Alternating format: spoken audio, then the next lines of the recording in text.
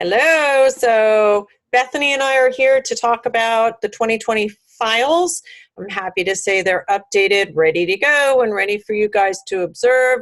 Everything is listed and updated in the files document of the Family Pause Educator Facebook group. So cool. So hey, Bethany. It's 2020. I can't believe it. And it's also February. So it's February 4th, which is insane. I don't know what happened to January. We're already in February. I'm just, it's unreal. So we do have new handouts, and we also have updated, more importantly. So you guys, the handouts have been a work in progress for years. Some of them are ones I created for my own personal business and just shoved over into the Family Pause stuff. Some Bethany and I weeded through and said, maybe we don't need that one, maybe we do. But for the most part, everything needed an overhaul as far as language. Over the years, obviously, we've gone through many different terminologies. You know, I remember changing everything from command to cue and from just all sorts of stuff. So we do try to reward to reinforce. Yeah, we try to make those changes. So we're always working on that and appreciate your patience with it, but we're happy with where we are right now. So I do want to show you those handouts. We also updated images. So Bethany has added about 16 new images to use. Guys, we know images are hard to come by. You don't necessarily have to choose and to buy stock images. If you have someone who's putting the design into your website, please, please, please be sure that the images chosen on your professional page represent the mission and concepts of Family Pause. If we see inappropriate images, then it just kind of defeats the purpose of what we're trying to do. Like, we really want to provide images that you guys can use. That's part of your license agreement. It's part of what we give to you and are updating. So please look through the images and use them. As long as you're an educator, there's a whole group of images, and we're going to go through some of those today, that we want you to feel free to use on your website. It's so important we stay consistent with our message. And if we're saying, hey, we don't really want dogs and kids hugging or dog and baby in an image alone, then we don't want that on our website either. So let's be in sync about that. Check your website, please. If you have any question about images that you're choosing to use, please let us know, and we're happy to review it. Believe me, I've had the photo police on my stuff. It's hard, but it is important. And Bethany, you do a great job of providing us with some nice, crisp, clean images that really give us a professional feel. So thank you. And the images that were added this round are a little more like, maybe they work for blog posts, maybe they work for body language. It's a little bit more dogs. I'm still in the works on some other ones for you guys, and hopefully through the year we'll be adding more. It's just always a process.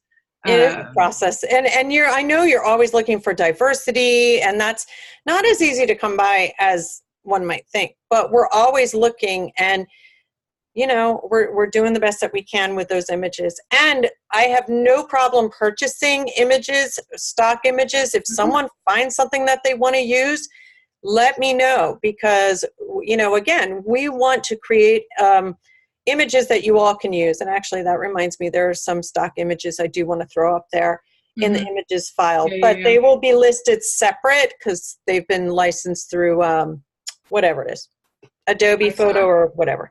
I think stock. Yeah, there's several. So let me.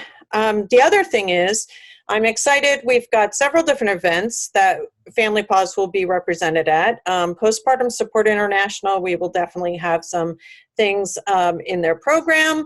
CAPA as well, so Childbirth and Postpartum Professional Association. We have several more local postpartum and doula meetings and trainings that will also have information and material. If you've got an event near you that you would like information or material sent, always run it by us, let us know, because if I can, we'll definitely send some stuff to you. Otherwise, you're welcome to print out and hand out whatever you would like. But so we're doing that. I'm excited and proud to let you all know that Nick Hoff and I will be speaking at APDT this year. So that's cool, very cool. We're going to be covering crawling babies, conflicted dogs. So that's exciting. Awesome. And we are hoping to do more of those weekend Family Paws education weekends where new educators come on board and do the 13-week course. Basically we covered dogs and storks in the first day and dogs and toddlers in the second day. And we have a weekend of activities and different things.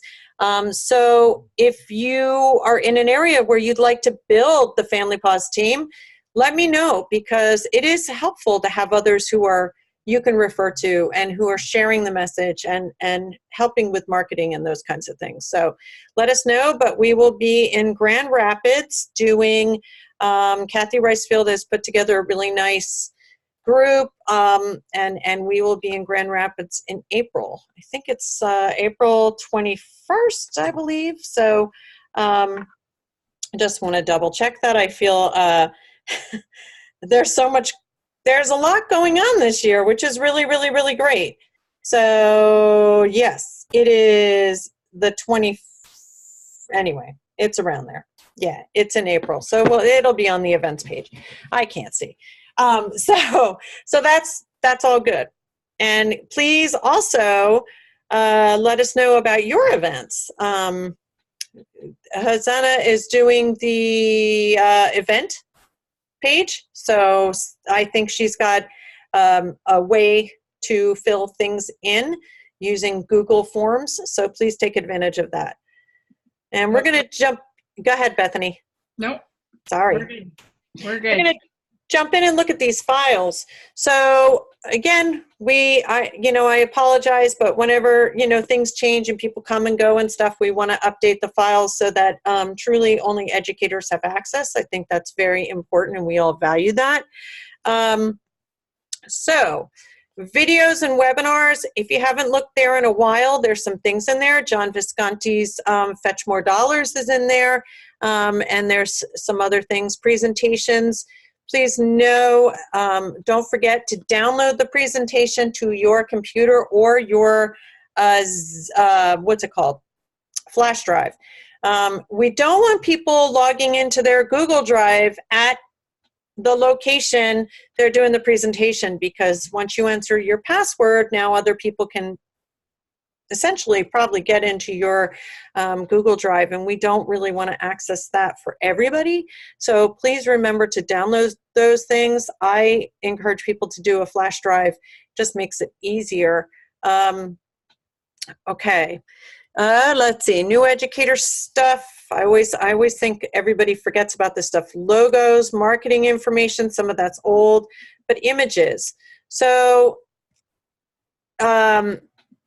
we have a lot of images here that you are welcome to use. As long as you're giving credit again, to Family Paws, then we invite you to use our images. We want to have quality images be used. I was trying to find the arrow so I could zoom through them. You may not be able to on there. I know. I might not be able to. Oh, that's a new one. See, I haven't even seen that one. So some are, no, I recognize that dog. So some are just body language ones, and others are Family Paws related. So and some are great for blog posts. Like, if you're looking for stuff like that, that's sort of what a lot of these are designed for. Yeah, Grumble Zone, Growl Zone, and please follow and share our stuff on Instagram. That is a stuffed dog, so just keeping that in mind. Gives me a heart attack every time I see it. There's a great lip lick. So, go in here and check it out. If you haven't been there in a while, it's definitely worth checking out.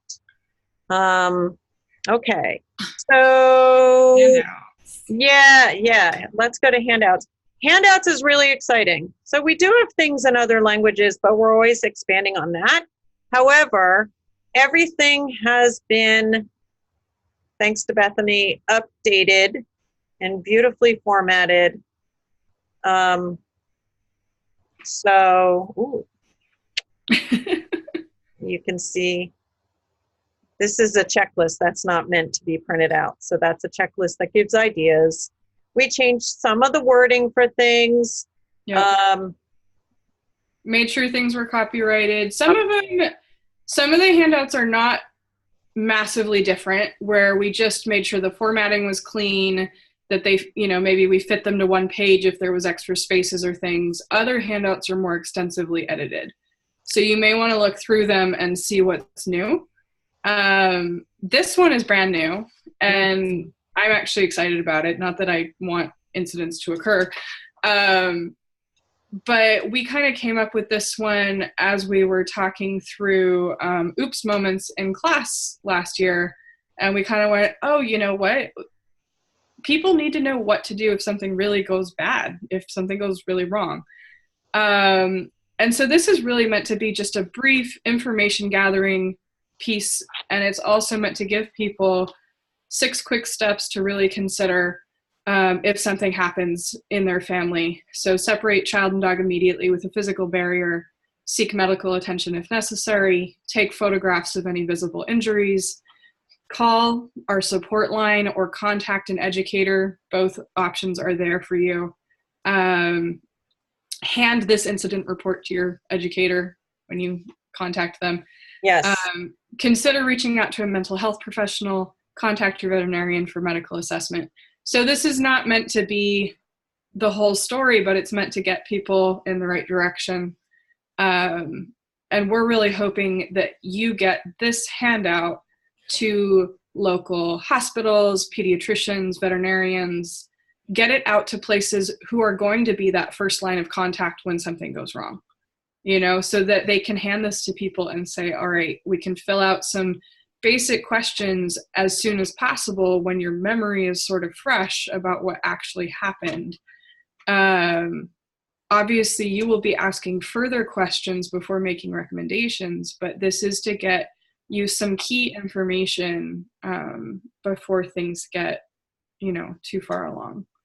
Yeah, and I mean, it's super important. I can't tell you how many phone calls I get where people just don't know what to do, and especially those who visited or been to the emergency room or their pediatrician. So ideally, I mean, of course, we don't want things to happen, and we don't want to say, hey, you're going to have an incident. But wouldn't it be great if actually people were able to have steps, know what to do, and have the resources of at least be able to contact an educator or someone in their area? Because what I'm seeing is most often people just have nothing. They have nothing. They stitch them up, send them on their way. And this is our attempt to kind of say, okay, we can help, and here's some things to do. But having this upfront information is also supportive, will help support us moving forward with someone in the advice we might provide or the management we might upgrade or recommend. So we just felt that this was something that was needed. This is, I think, something that's a work in progress. I think it's something that we'd love your feedback on. And it's just something that I felt, Bethany and I, as we were talking through dogs and toddlers, and it was something like, it might be really super helpful for families. So, yeah. So anyway, we're hoping to put this in more of a large postcard formatting down the road. Yeah. We just aren't there yet. We've experimented with the idea of using some illustrations, just keep it really simple, really accessible. It's not meant to be overwhelming. It's just meant to give concrete steps for the first stage of kind of crisis, like post-crisis. Mm-hmm. Yeah, so it's definitely something that we're hoping is helpful for people. I don't know why it switched. Okay, so how well do you know your dog? This is the spreadsheet that has you can check off things, which is super, super helpful. Thank you, Gail. And then we go into dog aware parents and all these. So we wanted you to be able to go through the handouts, check and see what you're using, what you're not using. We did delete a couple that we just, when we did the poll, they weren't really being used and they're kind of old, so we deleted some. But anyway, I hope that you're happy with those. We're always trying. Last year, someone had requested Facebook covers, and we've tried to have a couple, so I don't know how many people have used them. We're trying to give you things. What?